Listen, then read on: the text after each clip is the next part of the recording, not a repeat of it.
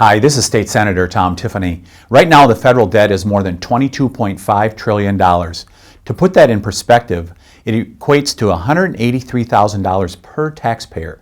Spending is out of control in Washington, and there is no end in sight. In fact, the federal deficit recently hit $1 trillion. Think about that. It's one with 12 zeros.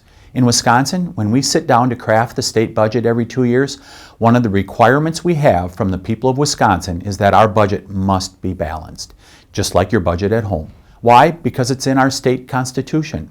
With a ballooning federal budget and a federal government consistently eroding our freedoms, it has become necessary that we at the state level take action.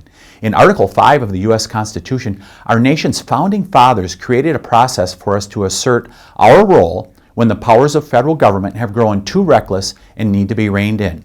The process allows states to hold a convention and propose amendments to our Constitution. 2/3 of the states need to call for an Article 5 convention, and 3/4 of state legislatures must ratify any amendments that are proposed. I recently introduced a resolution that calls for an Article 5 convention. The convention this resolution calls for would allow the states to discuss amendments that limit the power of the federal government, impose fiscal restraints, and place term limits on federal officials. It's time to return more decision-making power to the states and to the people, because we know our problems are not going to be solved in Washington, D.C. People across our state and across the country agree.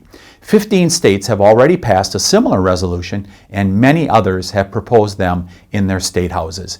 It's time to send a clear message to Washington that their spending is out of control and the encroachments on the liberty of the people is unacceptable. The Convention of State Resolution does just that.